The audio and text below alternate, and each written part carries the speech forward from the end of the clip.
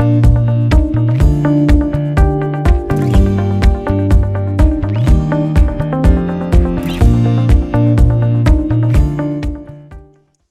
and welcome to our Commerce Reimagined series, highlighting the change makers, visionaries, and the people who are transforming the way that we are defining commerce in this ever-changing world.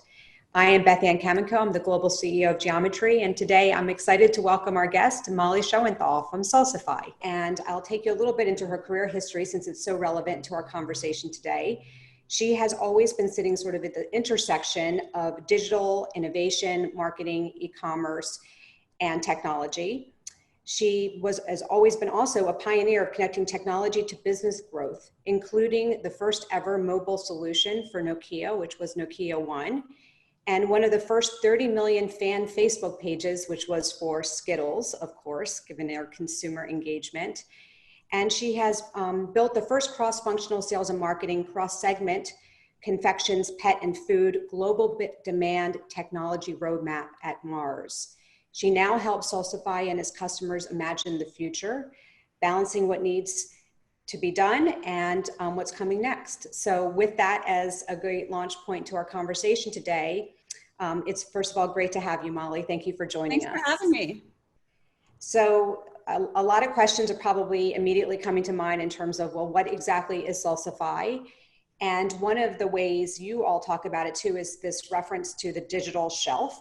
And I think more people probably out there have a frame of reference to the digital shelf, but I think it would be really helpful for you to define a bit more about what does that mean in Salsify's terms? Sure. So we understand the digital shelf as this collection of diverse and rapidly evolving digital touch points used by shoppers to engage with brands, discover brands, research, and purchase products. It can range from what you would expect it to be, which is the product page on Amazon.com or the PDP on Amazon.com, through to calling out to your at-home device, your Google device, your Amazon device. That's also a digital shelf moment.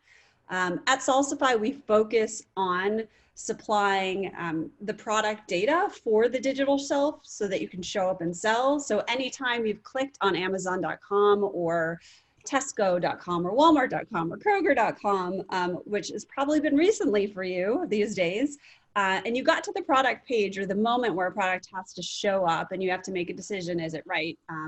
How do I buy it? You know, all that information, the front of the pack, the back of the pack, of video, lifestyle photography, imagery, what's in it, nutritional information, what flavor it is, all of that data is really complex to source inside an organization. So Salsify sits in between a brand manufacturer and the retailer.com, supplying all of that information, all of the product data required to show up and sell on the digital shelf.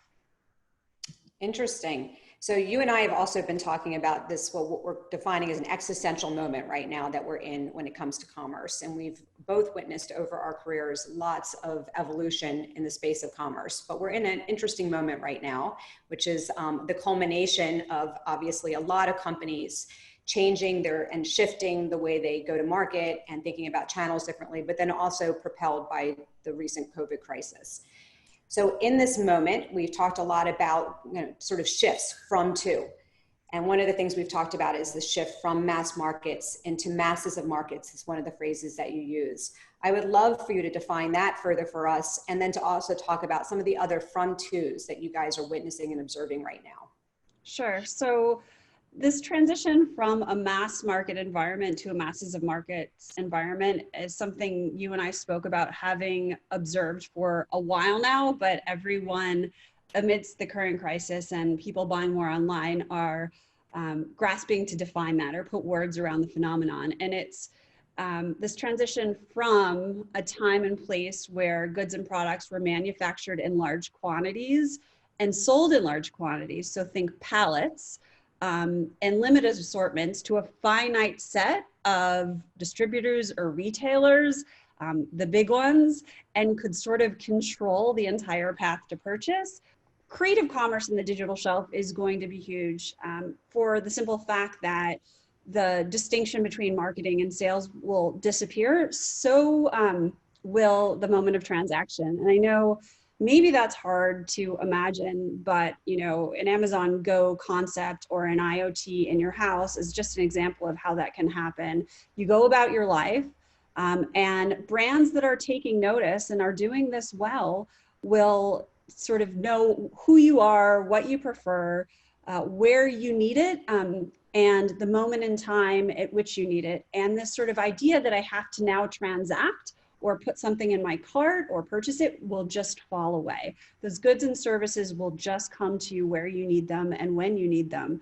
And this idea that it's one team's responsibility to control the perspective of impression and another team's responsibility to control conversion will also sound ridiculous to us at that moment in time.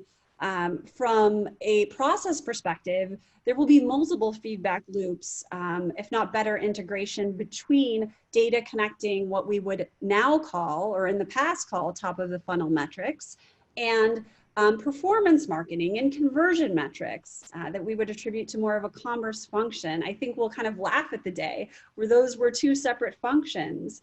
And from a technology perspective, I think we won't have to choose between a commerce stack and a marketing stack.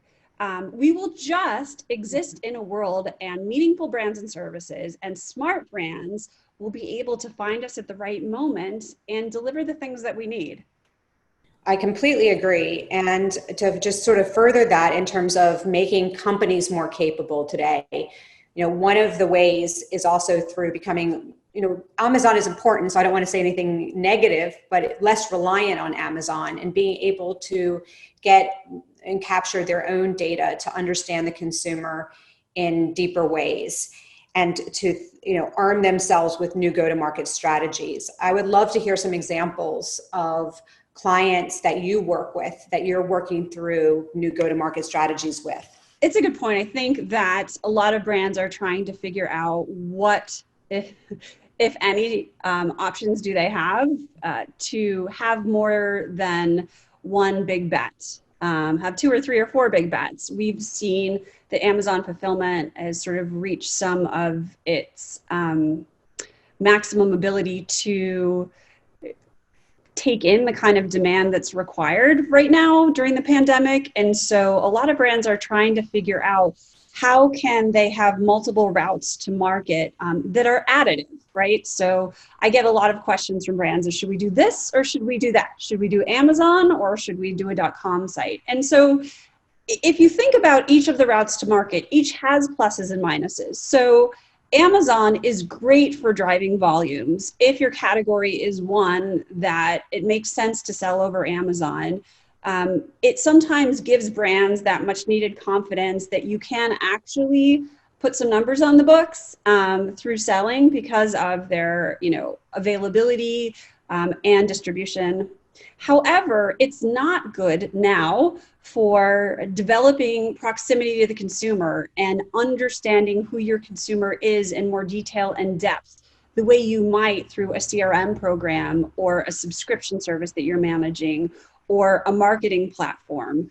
D2C is good for that, right? D2C brands often have a ton of data about how their customers are shopping, what they prefer, and who they are.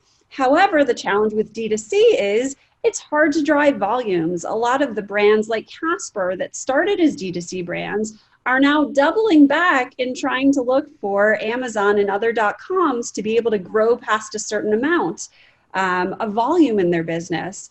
Now, marketplaces are kind of offered as a addendum or a way to subsidize sales, or if Amazon is not taking your category or not fulfilling your category, you can go to a marketplace environment where you have plenty of 3P options.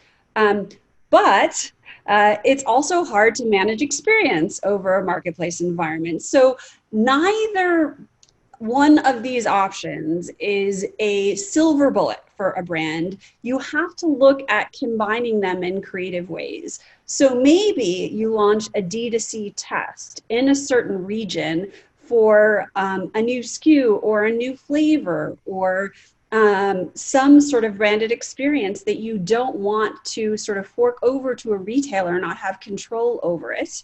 And then you use the learnings from that D2C environment to cast a halo effect on your core brand and take some of those learnings into the search terms you're using on Amazon.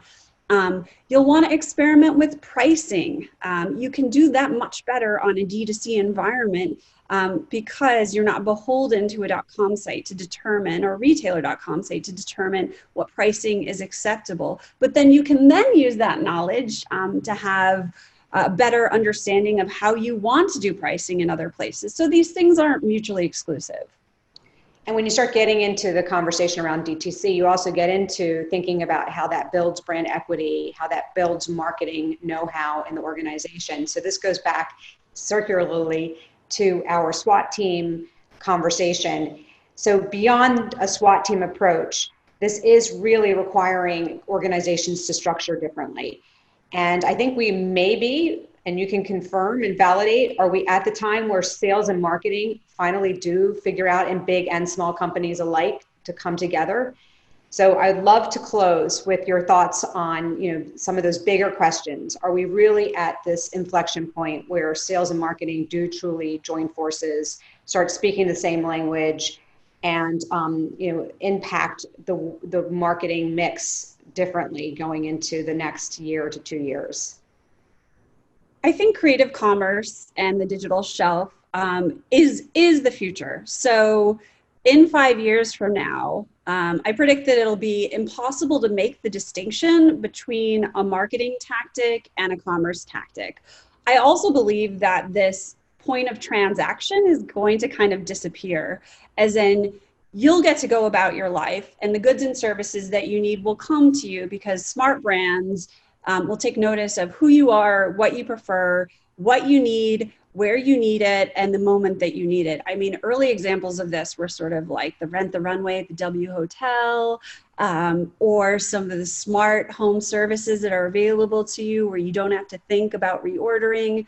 But in essence, the sort of distinction between marketing and commerce will disappear. And from a functional perspective, impression through to conversion will have to be one team. There'll have to be many more feedback loops between what we now call top of the funnel metrics, like performance marketing, and top of the funnel metrics, and performance and commerce metrics. And they'll have to bring those perspectives together to address these multiple routes to market, from D2C to Amazon.com. And from a technology perspective, wouldn't it be great if we didn't have to choose between a marketing and a commerce stack when those two disciplines are essentially the same thing? So get ready, it's happening. It's just a matter of who figures it out. Well, we're ready. I know you guys are ready. We look forward to continuing to join forces to work with clients on some of these challenges and opportunities. Molly, thank you so much. I love talking to you. I know we can always continue these conversations, and I look forward to it. So for those that want to continue to follow Molly or get in touch with her, at Molly Schonthal across social channels, certainly on LinkedIn, and Beth Ann Kaminkow, Global CEO of Geometry, and you can follow us as well on LinkedIn and other social channels. So great to be with you today, Molly. Thanks for hosting. You're welcome.